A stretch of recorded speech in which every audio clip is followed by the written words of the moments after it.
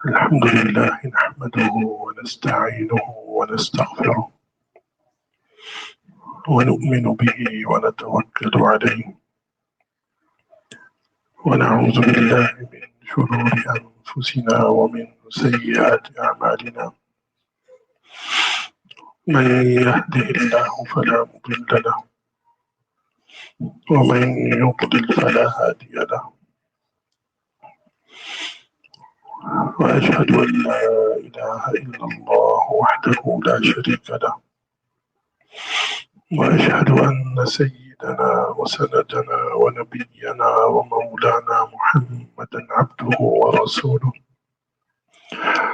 صلى الله تعالى عليه وعلى آله وأصحابه وبارك وسلم تسليما كثيرا كثيرا. أما بعد، أعوذ بالله من الشيطان الرجيم. بسم الله الرحمن الرحيم. وعاشروهن بالمعروف. وقال النبي صلى الله عليه وسلم: إن أكمل المؤمنين إيمانا أحسنهم خلقا وألطفهم بأهله. صدق الله مولانا العظيم وصدق رسوله النبي الكريم ونحن على ذلك لمن الشاهدين والشاكرين والحمد لله رب العالمين.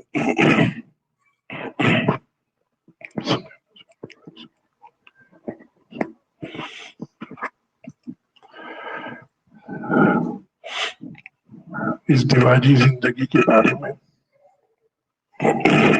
بات چل رہی تھی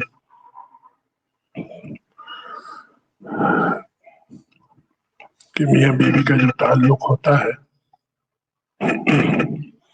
تمام تعلقات میں سب سے اہم ترین تعلق ہے،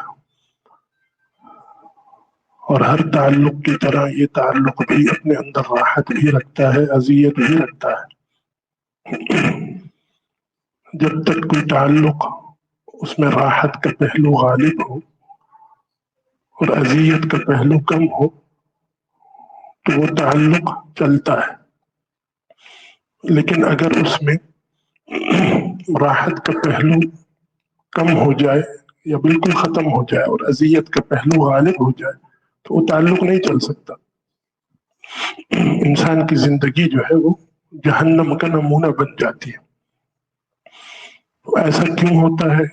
خاص طور پر وہ تعلق کہ جس کی غایت ہی اللہ نے یہ بتائی تھی کہ لِتَسْكُنُوا إِلَيْهَا، کہ وہ تمہارے لیے سکون کا باعث بنے، لیکن وہی تعلق بجائے سکون کے اذیت کا باعث بنتا ہے۔ تو حضرت کی تعلیمات کی روشنی میں کچھ اس کی نشاندہی کی تھی ان غلطیوں کی کہ جو اس تعلق کے دونوں فریق کرتے ہیں، جس کی وجہ سے یہ تعلق بجائے راحت کے اذیت کا سبب بنتا ہے۔ حضرت کی اس موضوع پر مختلف کتابیں ہیں، چونکہ عام طور پر پڑھنے کا اور مطالعے کا رجحان رہا نہیں ہے، ورنہ ہر ایک کی ضرورت ہے کہ ایسی کتابوں کو اپنے مطالعے میں رکھیں۔ خود حضرت حکیم صاحب کے بھی کتنے مواعظ ہیں اس موضوع پر، اس لیے کہ اس کی بڑی اہمیت ہے۔ ایک تو ہماری اس محنت سے بھی اس کا بہت گہرا تعلق ہے۔ اگر آپ کو یاد ہو جو سالکین کے لیے ہدایات دی گئی تھیں، اس میں ایک ہدایت یہ بھی تھی کہ جو شادی شدہ حضرات ہیں انہیں چاہیے کہ وہ اپنی ازدواجی زندگی میں کی ذمہ داریوں کو حسن و خوبی کے ساتھ ادا کریں۔ جو اس میں کوتاہی کرتے ہیں وہ سلوک کی راہ میں بھی کھڑے رہتے ہیں، ترقی نہیں ہوتی۔ اور اس کے علاوہ بھی اس کی ایک موجودہ زمانے میں بھی اہمیت ہے کہ اس وقت جو ملتوں کے مابین تہذیبی سطح پر جنگ لڑی جا رہی ہے، اس کا سب سے اہم ترین محاذ اور سب سے نازک ترین محاذ وہی خاندان ہے۔ خاندان اس وقت جو تابڑتوڑ حملے ہو رہے ہیں اور پوری کوششیں جو صرف ہو رہی ہیں باطل کی، مسلمانوں کو تہذیبی طور پر اور ہر اعتبار سے شکست دینے کے لیے اس میں سب سے اہم ترین نازک ترین محاذ یہ خاندان کا ہے، اور اس میں وہ بہت حد تک کامیاب ہو چکے ہیں۔ تو ہم نے اپنے اس محاذ کو بچانا ہے، اس خاندان کے ادارے کو مضبوط کرنا ہے،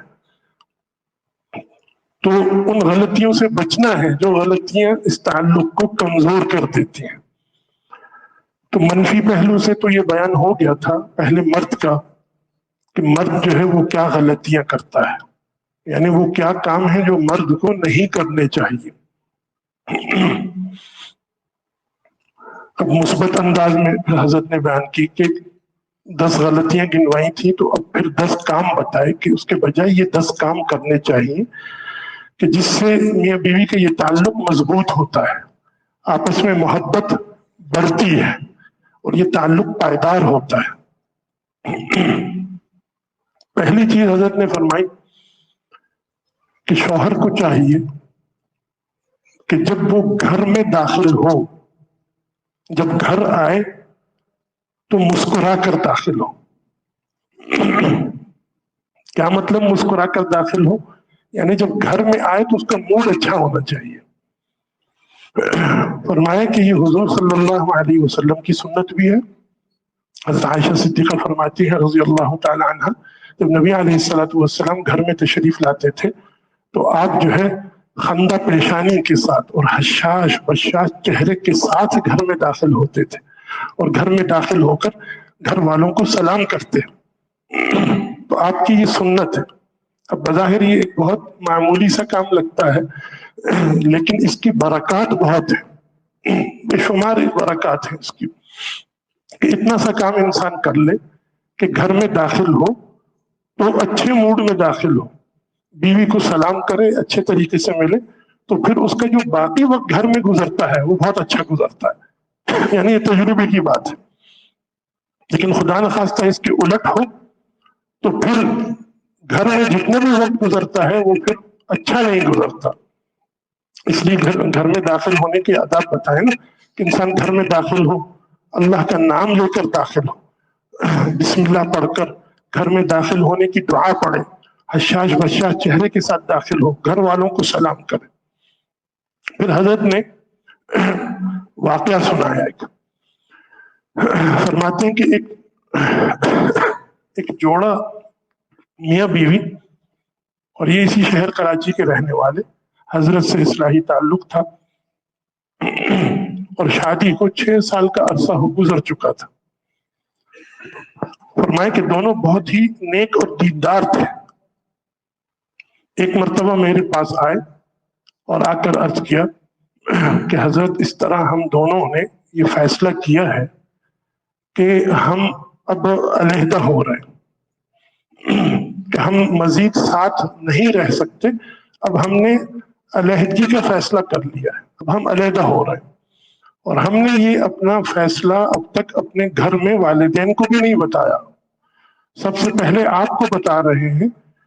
ہم نے یہ کہا کہ پہلے حضرت کو بتائیں گے، کہیں ایسا نہ ہو کہ ہم یہ قدم اٹھا لیں اور پھر بعد میں آپ ہم سے ناراض ہوں، کہ ہم نے یہ دیکھ لیے کہ اب ہمارا مزید ساتھ جو ہے وہ نہیں چل سکتا۔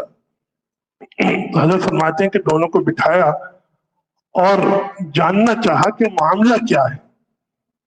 تو معلوم ہوا کہ شوہر صاحب کاروباری تھے، تجارت کیا کرتے تھے، لیکن ملکی حالات کی وجہ سے، معاشی حالات کی وجہ سے کاروبار جو ہے وہ گھاٹے میں جا رہا تھا، خسارے میں جا رہا تھا، مقروض بھی ہو گئے تھے، لوگ پیسوں کا مطالبہ کرتے تھے اور دینے کے لیے ہوتے کچھ نہیں تھے، تو طبیعت میں چڑچڑا پن بھی آ چکا تھا، جس کی وجہ سے موڈ آف رہتا تھا ہر وقت۔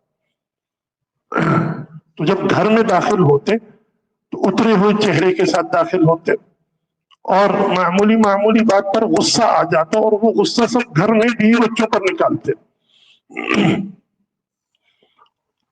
دوسری طرف بیوی کا یہ حال تھا کہ بیوی گھر میں شوہر کا انتظار کرتی، کھانا تیار کر کے شوہر کا انتظار کرتی کہ شوہر آئے گا اور اس کے ساتھ مل کر کھاؤں گی۔ 2 گھنٹے گزر جاتے، تاخیر ہو جاتی، لیکن وہ بھوکی رہتی تھی، अच्छा, जब शौहर घर में दाखिल हो तो वो उतरे हुए चेहरे के साथ नाराज नाराज, तो वो ये समझती कि इसको मुझसे कोई ताल्लुक नहीं है, वो परेशान था कारोबार की वजह से।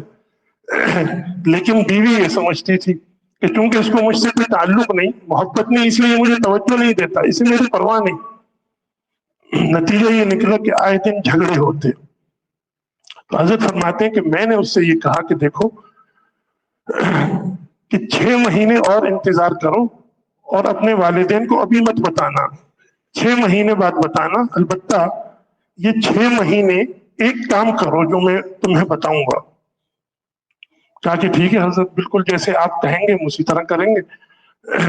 फरमाया कि मैंने उससे ये कहा कि भाई तुमने बस ये एक काम करना है कि जिस वक्त घर में दाखिल हो तो तुमने मुस्कुराते चेहरे के साथ दाखिल होना है और हशाश बच्चा चेहरे के साथ दाखिल होना है। जितनी टेंशनें हैं कारोबार की, जितनी परेशानी है, वो घर से बाहर छोड़कर आनी है। जब घर आओगे तो घर में तुमने मुस्कुराते हुए दाखिल होना है। इसलिए कि तुम्हारे बीवी बच्चों का क्या कसूर है कि तुम बाहर की टेंशनें इन पर आकर निकालते हो। तो उसने अर्ज किया कि हजरत ये तो बहुत मामूली सी बात है। कहा कि हाँ मामूली सी बात है, लेकिन जब तुम इसकी इसकी तुम्हें कदर कीमत का अंदाजा उस वक्त होगा जब इस पर अमल करके देखोगे। फरमाते हैं कि उसने वादा कर लिया, चुनांचे वो जोड़ा चला गया। एक हफ्ते बाद उसकी बीवी का फोन आया कि हजरत हमारा ये एक हफ्ता ऐसा गुजरा है कि जैसे नई शादी के बाद मियाँ बीवी का पहला हफ्ता गुजरता है, और हमारे दरमियान अब इतनी मोहब्बत है कि हमने फैसला कर लिया कि हम जिंदगी भर साथ रहेंगे, कभी भी अलहदा नहीं होंगे। तो फरमाया कि ये एक सुन्नत जो उसकी उसकी जिंदगी इस एक सुन्नत से खाली थी, इस एक सुन्नत की बरकत से वो टूटता हुआ घर टूटने से बच गया। तो ये फरमाया इसे मामूली ना समझा जाए, इसकी आदत बना ली जाए। और फिर दूसरी तरफ बीवी को भी चाहिए कि उसका इस्तेकबाल अच्छे अंदाज में करे। बीवी की तरफ से भी कोताही होती है, वो फिर बीवी की जब गलतियां आएंगी तो उसमें उसको हम बयान करेंगे कि बीवी क्या करती है उस वक्त गलती जो उसको नहीं करनी चाहिए। शौहर की तरफ से तो ये है कि शौहर जब दाखिल हो तो मुस्कुराते हुए चेहरे के साथ दाखिल हो। दूसरी चीज फरमाई हजरत ने कि देखो दूसरा काम शौहर को ये करना चाहिए कि उसे चाहिए कि वो अपनी बीवी की तारीफ किया करे। ये मौजू गुज़श्ता नशिस्त में भी थोड़ा मुख्तसरन आ गया था कि शौहर की जो गलती बयान की थी कि शौहर जो है उसकी आदत होती है नुक्ताचीनी करने की, बात बात पर तनकीद करने की। हालांकि जरूरत है हौसला अफजाई करने की, और हौसला अफजाई होती है तारीफ से। और उस हवाले से कुछ मजमून बयान भी कर दिया था। तो बहरहाल ये एक चीज ये बताई कि बीवी की तारीफ करो, उसके कामों की तारीफ करो, उसकी हौसला अफजाई करो। किसी गलत बात पर तंबीह करनी हो तो वो भी करो, लेकिन अगर तुम तारीफ करोगे और उसके साथ तनकीद भी करोगे तो वो फिर खुले दिल से उसको ले लेगी। लेकिन अगर तुम तारीफ नहीं करते, महज तनकीद ही किए जाते हो, तो फिर उसका नुकसान होगा। तो तरीका यही है, हुजूर सल्लल्लाहु अलैहि वसल्लम की सुन्नत भी यही है। आप जब किसी को किसी बात का कहना चाहते थे, कोई बात कहना चाहते थे, तो आपका तरीका यही था। एक मरतबा हजरत अब्दुल्लाह इब्न उमर रजी अल्लाह तआला अन्हुमा, आप उनसे ये कहना चाहते थे कि भाई रात को तहज्जुद के वक्त उठा करो और तहज्जुद की नमाज का एहतिमाम किया करो। लेकिन बराह रास्त ये नहीं फरमाया, बल्कि आपने पहले उनकी तारीफ की। फरमाया निअमर रजुल अब्दुल्लाह, निअमर रजुल अब्दुल्लाह लौ कान युसल्ली फिल लैल, कि अब्दुल्लाह कितने ही अच्छे इंसान हैं, कितने प्यारे इंसान हैं। पहले तारीफ की और फिर असल बात जो कहनी थी वो कही, लौ कान युसल्ली फिल लैल, काश कि वो रात को उठकर तहज्जुद की नमाज भी पढ़ते। तो ये आपकी सुन्नत है कि जब कोई बात कहनी हो जो जरूरी हो तो उससे पहले तारीफ की जाए। उसका एक नफसियाती असर पड़ता है सामने वाले पर, वो खुले दिल से फिर कड़वी तनकीद भी सुन लेता है। तो इंसान तारीफ करे। मसलन हजरत ने एक मिसाल दी जिससे अंदाजा हो सकता है कि क्या तारीफ करे। اور بھی بہت سی تعریف ہے، یعنی تعریف کا مقصد حوصلہ افزائی ہے، اور حوصلہ افزائی کی نیت سے تعریف کرنا یہ بالکل صحیح ہے۔ مطلب ایسا آتا ہے نا کہ جی کسی کے منہ پر تعریف نہیں کرنی چاہیے، وہ کوئی اور چیز ہے، ورنہ حضور نے خود بھی تعریف کی ہے۔ اس کا مقصد کیا ہوتا تھا؟ حوصلہ افزائی، تاکہ اگلا پھر مزید رغبت کے ساتھ، محبت کے ساتھ اس کام کو کرے۔ فرمایا مثلاً آپ گھر میں داخل ہوئے، دیکھا کہ بیوی جو ہے مصلی پر بیٹھی ہوئی ہے، تسبیحات پڑھ رہی ہے، یہ قرآن کریم کی تلاوت کر رہی ہے۔ اب آپ کو یہ منظر اچھا لگا، تو اب آپ اس کی تعریف کریں، اس سے کہیں کہ تم مجھے اس طرح مصلی پر بیٹھ کر ذکر کرتے ہوئے بہت پیاری لگ رہی ہو، بہت اچھی لگ رہی ہو۔ فرمایا کہ یہ ایک جملہ اس سے وہ کتنا خوش ہو جائے گی، اور اس کی طبیعت پر کتنا اچھا اثر پڑے گا، اور پھر جب وہ یہ سوچے گی کہ میرے شوہر کو یہ اچھا لگتا ہے، تو وہ اور زیادہ محبت کے ساتھ، رغبت کے ساتھ، شوق کے ساتھ کرے گی۔ تو یہ فرمایا کہ دوسری چیز یہ کرو کہ بیوی کی تعریف کرنا۔ تیسری چیز فرمائی حضرت نے کہ وہ یہ کہ جو بیوی کے کام ہیں ان میں دلچسپی لو، بیوی کے کاموں میں دلچسپی لینا۔ شوہر کو چاہیے کہ ایک کام یہ بھی کرے۔ سوال یہ ہے کہ بیوی کے کاموں سے کیا مراد ہے؟ اس کو آپ یوں بھی کہہ سکتے ہیں گھر کے کاموں میں دلچسپی لینا، اس لیے کہ بیوی کے اور کیا کام ہوتے ہیں؟ وہی کام ہوتے ہیں جو گھر کے کام ہیں۔ گھر میں جو کچھ بھی ہے، صفائی ستھرائی ہے، یعنی کھانا بنانا ہے، اسی طرح گھر کو صاف ستھرا رکھنا ہے، کپڑے دھونے وغیرہ وغیرہ، جو گھریلو کام ہے یہ ہے بیوی کے کام، کہ اس میں دلچسپی لو اور اس کا ہاتھ بٹاؤ اس میں۔ تو بیوی کے کاموں میں دلچسپی لینا، حضرت نے فرمایا کہ ایک اس کی بھی عادت ڈالنی چاہیے۔ اور حقیقت میں وہ بیوی کے کام نہیں ہوتے، وہ پورے گھر بار کے کام ہوتے ہیں۔ یعنی وہ اگر کوئی کھانا بنا رہی ہے تو اپنے لیے تو نہیں بنا رہی، سب کے لیے بنا رہی ہے۔ بچوں کو سنبھال رہی ہے تو بچے جس طرح اس کے ہیں آپ کے بھی ہیں۔ گھر کو صاف ستھرا کر رہی ہے تو اس گھر میں جس طرح وہ رہتی ہے آپ بھی رہتے، تو وہ سب کے کام ہے۔ وہ اپنا ہی اس کو کام سمجھ کر کرنا چاہیے، وہ اس کا کام نہیں۔ حضرت ڈاکٹر عبدالحی عارفی صاحب کا جو واقعہ سنایا تھا گزشتہ نشست میں، اگر یاد ہو، کہ کھانے پر تعریف کی اور وہ خاتون رو پڑی، تو حضرت نے یہ بھی فرمایا تھا کہ اصل میں ہم لوگ تعریف کیوں نہیں کرتے؟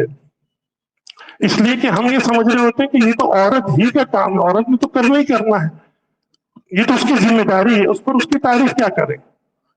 فرمائے غلط فہمی ہے، وہ عورت کا کام نہیں ہے، یعنی قانونی طور پر اور شرعی طور پر وہ اس کی پابند نہیں ہے کہ وہ یہ کام کرے۔ ہاں اس کا اخلاقی حق ہے، وہ اپنا ایک اخلاقی حق، اپنا اخلاقی فرض ہے، اس کا اخلاقی فرض ادا کر رہی ہے۔ لیکن اگر آپ یہ سمجھیں گے کہ یہ تو اس کی ذمہ داری ہے، اس پر اس کی کیا تعریف کرنی، تو یہ عورت کے کام یہ حقیقت میں گھر بار کے کام ہوتے ہیں، سب کے کام ہوتے ہیں۔ تو جب آپ یوں سمجھیں گے تو پھر آپ اس کے احسان مند ہوں گے، اس کی تعریف کریں گے، اور اس کی جب تعریف کریں گے تو وہ خوش ہو کر کام، یعنی اور زیادہ محنت سے کام کرے گی۔ یہاں یہ بھی سمجھ لینا چاہیے کہ جب یہ کہا جاتا ہے کہ گھر کے یہ کام کاج جو کیے جاتے ہیں، گھر میں جو عورتیں کام کرتی ہیں، یہ عورت کی ذمہ داری نہیں ہے، عورت کی ذمہ داری نہیں ہے۔ مطلب عورتیں جن کو یہ پتہ چل جائے تو پھر یہ ایک طرح کی بحث چھڑتی ہوتی ہے میاں بیوی کے درمیان۔ مثلا وہ کہتی ہے کھانا پکانا میری ذمہ داری نہیں ہے، کپڑے دھونا میری ذمہ داری نہیں ہے، وغیرہ وغیرہ، یہ مسئلہ اس نے سن لیا ہوتا ہے۔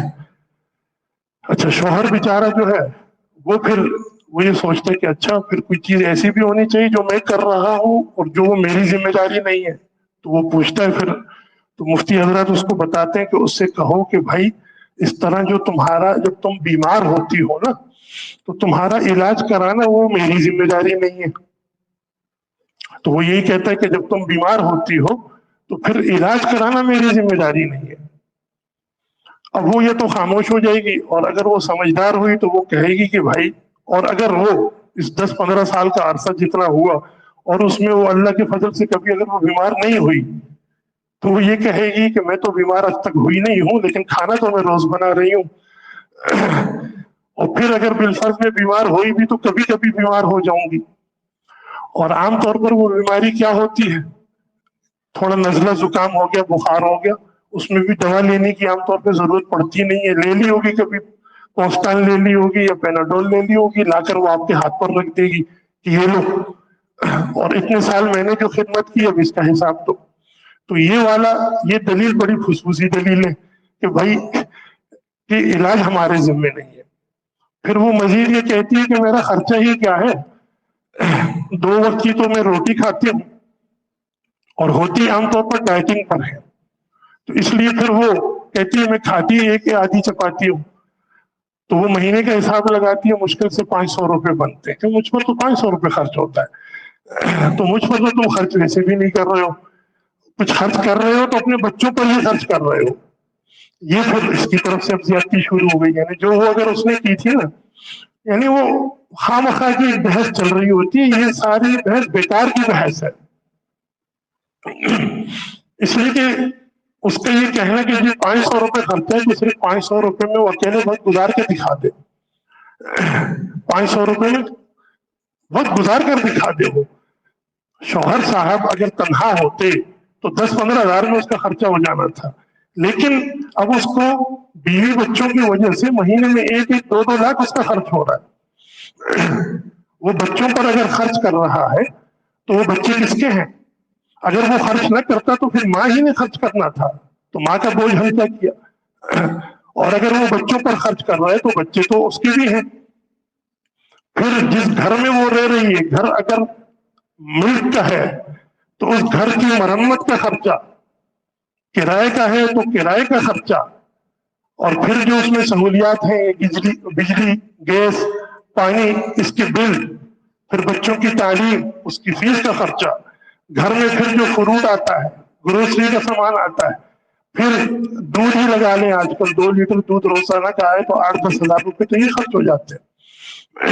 پھر اس کے بعد اگر گاڑی ہے تو اس کے تو یہ خرچہ کہاں سے کہاں جا رہا ہے، تو یہ خرچہ سب پر ہی ہو رہا ہے۔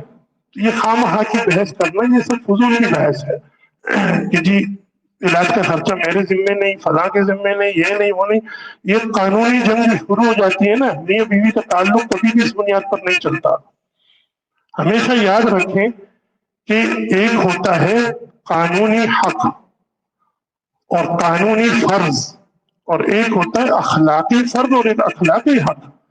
جب ہم کہتے ہیں کہ بھئی اس کے حقوق ہیں تو حقوق دونوں قسم کے ہیں، قانونی حقوق بھی ہیں، اخلاقی حقوق بھی ہیں۔ جب ہم یہ کہتے ہیں اس کا فرض بنتا ہے تو جس طرح قانونی فرض ہوتا ہے اخلاقی فرض بھی ہوتا ہے۔ آپ کے گھر کوئی مہمان آ جائے تو اس مہمان کو کھانا کھلانا، اس کا اکرام کرنا، یہ آپ کا اخلاقی فرض ہے، قانونی فرض تو نہیں ہے۔ یعنی قانونی فرض کا مطلب یہ ہے کہ وہ عدالت نہیں چلا جائے گا کہ جی اس نے میرا حق ادا نہیں کیا، مجھے حق دلوایا جائے، لیکن یاد رکھیں کہ یہ جو اخلاقی حق ہوتا ہے یہ قانونی حق میں بدل جاتا ہے کبھی۔ یہ جو فرض کفایہ کا جو تصور ہے، فرض کفایہ کا سنا ہوگا یہ لفظ آپ نے، یہ فرض کفایہ کیا ہوتا ہے کہ ایک چیز آپ پر اخلاقی طور پر فرض تھی، یعنی اگر آپ کریں تو ٹھیک ہے، نہیں کریں تو کوئی ذمہ داری نہیں ہے، نہ شرعی ذمہ داری ہے نہ قانونی ذمہ داری ہے، لیکن یہ فرض کفایہ فرض عین میں بدل جاتا ہے۔ محلے میں کسی کی میت ہو جائے تو اس کا جنازہ پڑھنا فرض کفایہ ہے، اب یہ آپ کا اخلاقی فرض ہے کہ آپ اس کا جنازہ پڑھیں، نہیں پڑھتے تو کوئی گناہ نہیں ہے، نہ قانون آپ کو اس کے مجبور کرتا ہے نہ شریعت مجبور کرتی ہے، لیکن اگر کوئی بھی نہ پڑھے اور کوئی بھی پڑھنے والا نہ ہو تو اب یہ آپ پر شرعی فرض بن چکا ہے اس کی نماز جنازہ پڑھے۔ تو حقوق کی تو یہ بڑی عجیب و غریب بحث ہے، اگر اس میں ہم چلیں تو بیوی کا کم از کم اخلاقی فرض تو ہے نا، اس لیے یہ دلیلیں کبھی نہیں سمجھانی چاہیے میاں بیوی کو۔ آج کل عام طور پر جو دینی تعلیم سے فارغ فاضلہ عالمہ ہوتی ہیں کہ رشتے اسی وجہ سے نہیں آتے کہ جی یہ سوچ کر کہ اس نے تو یہ مسئلہ پڑھ رکھا ہے، اس نے اپنے حقوق تو پورے لینے لیکن دیتے وقت اس کو پھر اپنی ساری شرعی حقوق یاد آ جاتے ہیں، یعنی دوہرے معیار کہ دیتے وقت کوئی اور معیار کہ بھائی یہ دینا ہے کہ بھائی شرعی طور پر میری ذمہ داری تو اچھا، جب لینے کا وقت آتا ہے تو اس وقت پھر شرعی، سماجی اور قانونی، عرفی سارے حقوق جو ہے وہ لینے کے لیے تیار بیٹھے ہوئے ہیں۔ تو یہ دوہرے معیار ہوتے ہیں، ٹھیک ہے نا؟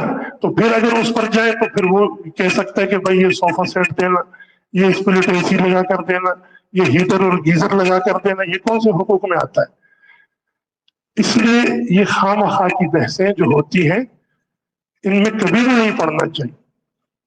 شوہر کی خدمت کرنا، بچوں کی خدمت کرنا، اگر مشترکہ خاندان میں رہ رہے ہیں تو ساس سسر کی خدمت کرنا یہ ایک اخلاقی فرض ہے، یہ اخلاقی فرض ہے۔ گھر آئے مہمان کو کوئی جو ہے وہ خالی منہ لوٹانا جو عار سمجھتا ہے، تو جو گھر میں ہے اس کی خدمت کرنے میں عار آ رہا ہے کہ یہ تو ہمارا فرض ہی نہیں ہے، تو اس طرح تو فرض کچھ بھی نہیں ہے پھر۔ اس لیے ان چکروں میں کبھی نہیں پڑنا چاہیے۔ تو یہ میں اس کی وضاحت کرتے ہوئے کہ دیکھیں بیوی کے کام، تو بیوی کے کام سے مراد یہ ہے کہ چاہے وہ قانونی طور پر اس کے کام ہو، ذمہ داری ہو، یا اخلاقی طور پر ہو، اور وہ کر رہی ہے تو آپ اس میں دلچسپی لیں، اس کا ہاتھ بٹائیں۔ اس قسم کی فضول بحثوں میں مت پڑیں کہ یہ کام کس کے کرنے کا اور کس کے کرنے کا نہیں ہے، اس لیے کہ اس طرح تو پھر نتیجہ یہ نکلے گا کہ اپنی اپنی راہ لو، وہ اپنی راہ لے، یہ اپنی راہ لے۔ تو بہرحال حضرت نے فرمایا کہ تیسرا کام کرنے کا یہ ہے کہ بیوی کے کاموں میں دلچسپی لو، یعنی گھر کے کاموں میں دلچسپی لو، بیوی کا ہاتھ بٹاؤ۔ چوتھی چیز فرمائی کہ بیوی کو کبھی کبھی ہدیہ اور تحفہ بھی دیا کرو۔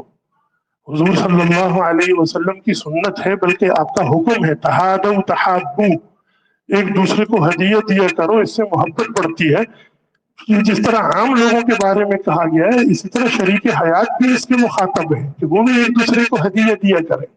اور ہدیے کا کوئی بہت زیادہ قیمتی اور مہنگا ہونا ضروری نہیں ہے، بس یہ دیکھ لیا جائے آخر بیوی کی کچھ نہ کچھ ضروریات تو ہوتی ہی ہیں جو مرد نے پوری کرنی ہوتی ہیں، اور وہ مانگتی ہے، آپ نے بس یہ کرنا ہے کہ اس کے مانگنے سے پہلے ہی اس کو لا کر دیتے اور ہدیے کے نام پر دیتے۔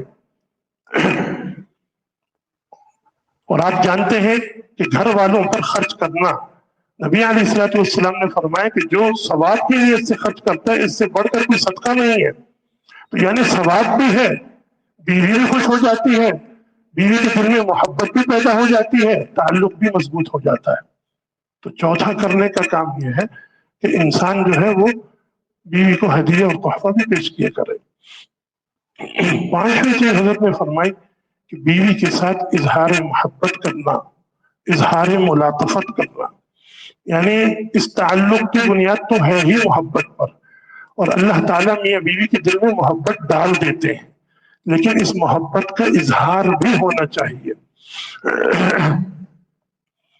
محبت میاں بیوی کے درمیان جو محبت ہوتی ہے اس کا اظہار کیسے ہو؟ تو اظہار کا یہ مطلب صرف نہیں ہے کہ انسان یہ کہے کہ مجھے تم سے محبت ہے، صرف یہ کہہ دینا، یہ انگریزی کا وہ لفظ آئی لو یو کہہ دینا، صرف یہ مقصد نہیں ہے، اس لیے کہ صرف اس سے کام نہیں چلتا۔ اظہار محبت کیا ہے؟ حضرت فرماتے ہیں، حضرت نے ایک سنایا کہ جس سے اندازہ ہوتا ہے، فرماتے ہیں کہ ایک مرتبہ 5 سال کی عمر کے بچوں سے یہ پوچھا گیا کہ محبت کیا ہوتی ہے، یعنی بالکل چھوٹے چھوٹے بچے، 5 سال کی عمر کے بچوں سے یہ پوچھا گیا کہ محبت کیا ہوتی ہے۔ اب ظاہر بات ہے چھوٹے بچے جو ہوتے ہیں وہ اس کی کوئی فلسفیانہ تعریف تو کر نہیں سکتے تھے کہ محبت کیا ہوتی ہے، محبت پر تو بڑا کلام کیا گیا، ابن القیم وغیرہ فلاسفہ حکماء نے بڑی تعریفات بتائی، وہ فلسفیانہ قسم کی۔ بچے تو جو رویے دیکھ رہے ہوتے ہیں اور جو محسوس کر رہے ہوتے ہیں وہ بتاتے ہیں۔ تو چنانچہ ایک بچے نے یہ کہا کہ میرے ابو جب میری دادی کے پاؤں کے ناخن کاٹتے ہیں تو شاید یہ محبت ہوتی ہے. میرے ابو، میں نے دیکھا ہے کہ میرے ابو میری دادی کے پاؤں کے ناخن کاٹتے ہیں. بچے نے کہا کہ شاید یہ محبت ہوتی ہے. دیکھا ہوگا کہ کتنی اپنائیت کے ساتھ، احترام کے ساتھ وہ کاٹتے. دوسرے بچے نے کہا کہ میرے ابو مزے لے لے کر میری امی کا نام لیتے ہیں، شاید یہ محبت ہے. تیسرے بچے نے کہا کہ میری امی جب ابو کے لیے کافی تیار کرتی ہے اور کافی تیار کرنے کے بعد اس کا جب ایک گھونٹ بھرتی ہے، یعنی جب شوہر کو دینے آ رہی ہوتی ہے تو اس کا ایک گھونٹ بھرتی ہے، اور پھر میرے امی ابو ایک دوسرے کو دیکھ کر مسکراتے ہیں. کہا شاید اس کو محبت کہتے ہیں. اگلے بچے نے کہا کہ میری امی جب کسی شرٹ کے بارے میں، قمیض کے بارے میں کہتے کہ یہ مجھے بہت پسند ہے، تو میرے ابو وہ شرٹ بار بار پہنتے ہیں، شاید اس کو محبت کہتے ہیں. اگلے بچے نے کہا کہ جب ہم کھانے پر بیٹھے ہوتے ہیں تو میری امی میرے ابو کی پلیٹ میں چکن کا سب سے بہترین پیس ڈالتی ہے، شاید یہ محبت ہے. اگلے بچے نے کہا کہ جب میرے ابو کام کاج کر کے گھر آتے ہیں تو کپڑے میلے ہو رہے ہیں، بدن سے پسینے کی بو آ رہی ہے، اور اس وقت میری امی کہتی ہے کہ آپ بہت خوبصورت لگ رہے ہیں، شاید محبت اس کا نام ہے. اگلے بچے نے کہا کہ جب رات کو میں سوتا ہوں تو میری امی مجھے خوب کس کرتی ہیں، خوب چومتی ہیں، شاید محبت اس کا نام ہے. اور ایک بچہ جس کا جواب سب سے بہترین سمجھا گیا وہ یہ، اس نے کہا کہ میرے پڑوس میں ایک بڑے میاں رہتے ہیں، بوڑھے میاں بیوی رہتے تھے، تو بیوی کا انتقال ہو گیا. تو ایک دن وہ بڑے میاں گھر کے باہر بیٹھے ہوئے تھے کرسی پر، تو میں وہاں سے گزرا اور میں نے ان سے پوچھا کہ آپ کی بیوی کہاں گئی، نظر نہیں آ رہی. تو یہ سن کر ان بڑے میاں کی آنکھوں سے آنسو ٹپکنے لگے. شاید اس کا نام ہے محبت. تو اب آپ اس سے اندازہ لگائیے کہ بچے جو ہیں ان رویوں کو محسوس، انہوں نے رویے بیان کر دیے کہ یہ شاید یہ ہے محبت. پیار سے نام لینا، بچے محسوس کرتے ہیں اس کو. ایک دوسرے کا جھوٹا استعمال کرنا، ایک دوسرے کو عزت اکرام دینا، حضور صلی اللہ علیہ وسلم کی سنت نہیں ہے. وہ مشہور واقعہ، حضور صلی اللہ علیہ وسلم ایک مرتبہ گھر میں تشریف فرما تھے، دیکھا کہ حضرت عائشہ صدیقہ پانی پی رہی ہے پیالے سے. تو آپ نے جب دیکھا کہا کہ اے عائشہ، بلکہ فرمایا یا حمیرہ، حمیرہ سے پکارا. حضرت عائشہ کا نام حمیرہ نہیں ہے، حمیرہ اس عورت کو کہتے ہیں جو سرخ سفید رنگت والی ہو. اب دیکھیں پیار سے نام لینا. اور کہا کہ عائشہ میرے لیے بھی کچھ بچا دینا، تھوڑا سا بچا دینا میرے لیے. اب آپ دیکھیے کہ کیا گھر میں اور پانی نہیں تھا؟ یقیناً ہوگا، لیکن آپ اظہار محبت کرنا چاہتے تھے اور امت کو بھی سکھانا چاہتے تھے کہ اپنی بیویوں کے ساتھ کس طرح اظہار محبت کیا جاتا. اور دیکھا جائے تو آپ حضرت عائشہ سے کہہ رہے ہیں بچا لو، ورنہ تو نبی آپ ہیں، شوہر آپ ہیں، مرشد آپ ہیں، برکت تو آپ کے جوتے سے لی جانی چاہیے، لیکن آپ بیوی سے کہہ رہے ہیں کہ اپنا بچا ہوا دو. حضرت عائشہ نے کچھ بچایا اور حضور کو پیش کیا. حضور نے یہ فرمایا کہ عائشہ پیالے کے کس حصے سے تم نے منہ لگا کر پانی پیا تھا، وہ بتاؤ. حضرت عائشہ نے اس جگہ کی نشاندہی کی تو آپ نے اپنے لب مبارک وہیں لگائے اور وہیں سے پانی نوش فرمایا. تو یہ ہے اظہار محبت کے طریقے جس سے محبت بڑھتی. حضرت عائشہ اور حضور کی محبت ایسی مثالی محبت. تو یہ ہے کہ شوہر کو چاہیے کہ اظہار محبت کرے، اور یہ یاد رکھیے کہ یہ محبت اللہ تعالیٰ دل میں ڈالتے ہیں، اور مردوں کے دلوں میں اللہ نے عورتوں کی محبت بہت ڈالی ہے۔ یہ مرد کے دل میں عورت کی محبت، خصوصاً جو اللہ کے نیک بندے ہوتے ہیں، وہ اتنا ہی زیادہ اپنی بیویوں سے محبت کرنے والے ہوتے ہیں۔ نبی علیہ الصلوۃ والسلام کا یہ ارشاد، لوگوں نے اس کا پتہ نہیں کیا کیا مطلب سمجھا، فرمایا تمہاری دنیا سے مجھے 3 چیزیں محبوب ہیں، ان میں سے ایک عورتیں یعنی بیویاں، مجھے اپنی بیویاں محبوب ہیں۔ اور ایک روایت میں فرمایا کہ اصبر عن الطعام والشراب ولا اصبر عنہن، میں کھانے اور پینے سے تو صبر کر سکتا ہوں لیکن اپنی بیویوں سے صبر نہیں کر سکتا، اتنی شدید محبت کا اظہار آپ نے فرمایا۔ حضرت تھانوی رحمۃ اللہ علیہ تربیت السالک آپ اٹھا کر دیکھیں، اس میں بعض سالکین نے حضرت کو اپنے حالات لکھے ہیں، تو یہ لکھا ہے کہ حضرت کچھ دنوں سے بیوی کی محبت بہت بڑھ گئی ہے، کہیں یہ میرے لیے مضر تو نہیں ہے، بیوی کی محبت بہت بڑھ گئی ہے کہ یہ مضر تو نہیں ہے۔ حضرت نے فرمایا کہ یہ تو عین سنت ہے، اور اللہ اس کو تم دونوں کے لیے مبارک کرے، اور فرمایا کہ جب تقویٰ بڑھتا ہے بیوی کی محبت بڑھتی ہے۔ بس خیال اس چیز کا رکھنا چاہیے، حضرت ہی کے الفاظ ہے کہ اس محبت میں اس درجے انہماک نہ ہو کہ جس سے دین اور اعمال دین میں خلل آئے، بس اس کا خیال رکھو، ورنہ یہ محبت جتنی بڑھتی ہے یہ ایک اچھی علامت ہے کہ یہ تقویٰ کی وجہ سے محبت بڑھتی ہے۔ حضرت مجدد الفسانی رحمۃ اللہ علیہ نے تو اس کی یوں سمجھ لیجئے، اگر ان کے ہم اس مکتوب کو ان احادیث کی تشریح کے طور پر لیں کہ عورتوں کی محبت کے بارے میں حضور کا یہ فرمانا اور اللہ کے نیک بندوں کا اس درجے بیویوں سے محبت کرنا اور اس کا اظہار کرنا، اس کا راز کیا ہے؟ حضرت فرماتے ہیں کہ دیکھو یہ جو کائنات ہے، پوری کائنات، یہ اللہ تعالیٰ کے اسم ظاہر کا مظہر ہے۔ اللہ تعالیٰ کے ناموں میں سے ایک نام کیا ہے؟ الظاہر، کہ وہ ظاہر ہے۔ یہ پوری کائنات اور اس کائنات کی ایک ایک چیز اللہ کے اسم ظاہر کا مظہر ہے، ہر چیز کا ظہور یہ اللہ کے اسم ظاہر کی جلوہ گریاں ہے۔ اللہ نے جب اپنا جمال مخلوق کو دکھانا چاہا، اللہ نے پیاری پیاری چیزیں پیدا کر دی جو لوگوں کو پسند آتی ہیں، اچھے اچھے پھل پیدا کر دیے، میوے پیدا کر دیے، اور طرح طرح کی خوبصورت چیزیں پیدا کر دی کہ جس میں لوگ رغبت کرتے ہیں۔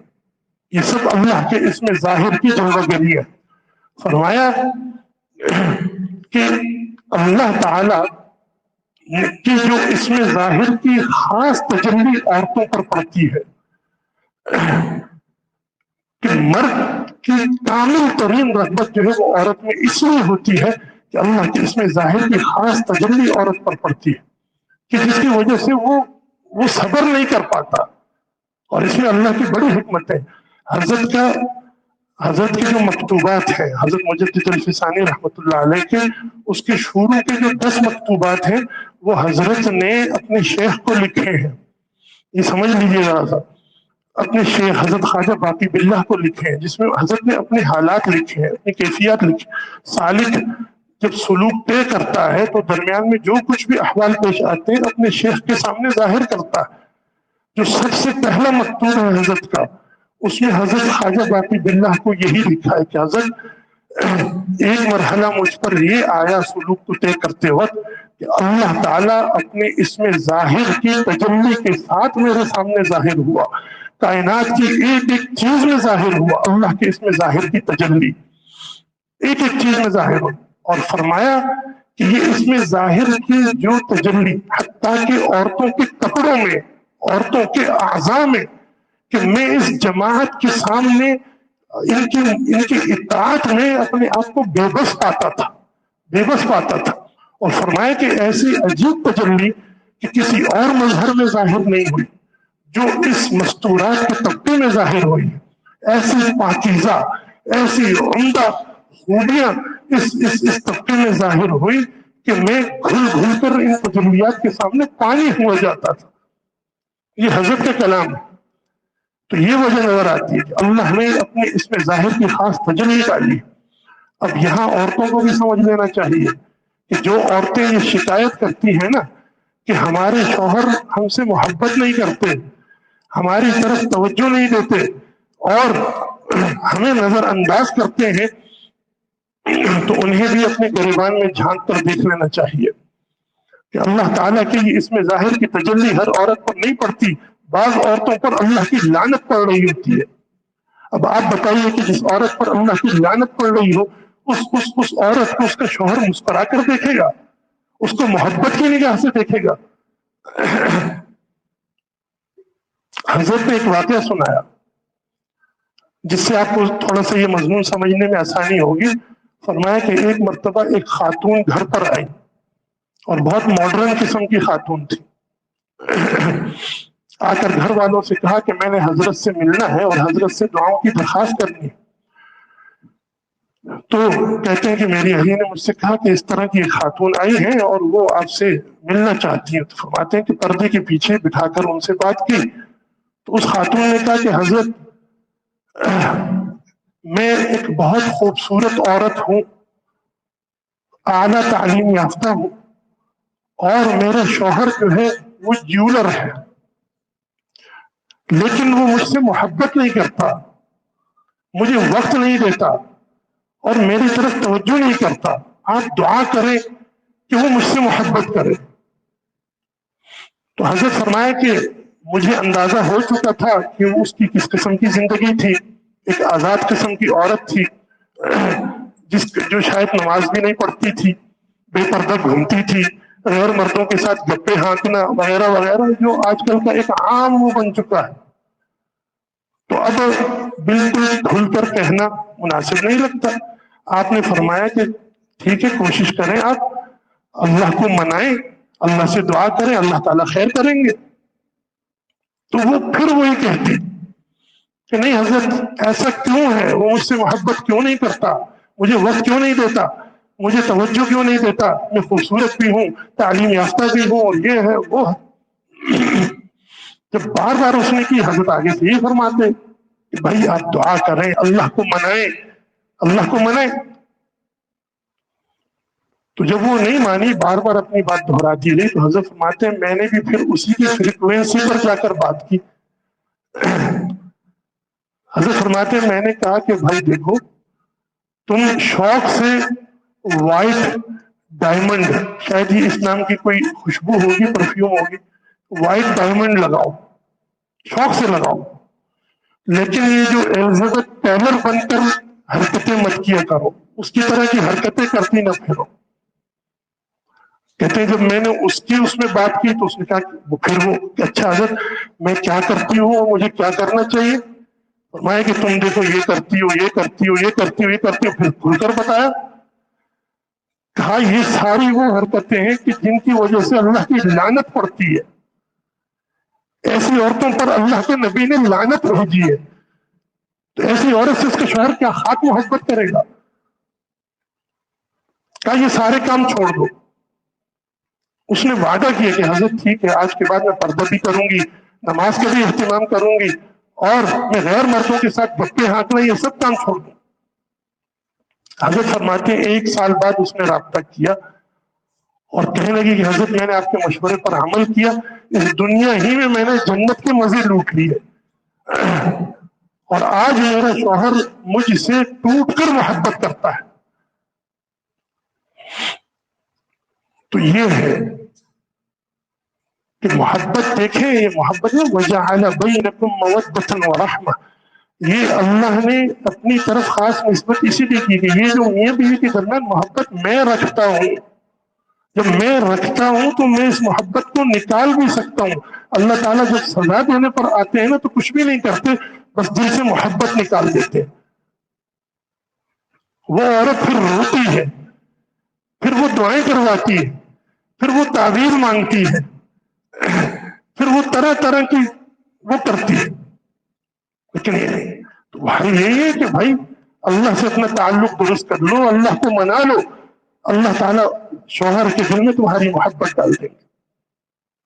تو یہ 5ویں چیز حضرت نے فرمایا کہ دیکھو محبت بیوی کے ساتھ ہوتی ہے، لیکن اس محبت کا اظہار ہونا چاہیے، اظہار محبت اور اظہار ملاطفت بھی کرنا چاہیے۔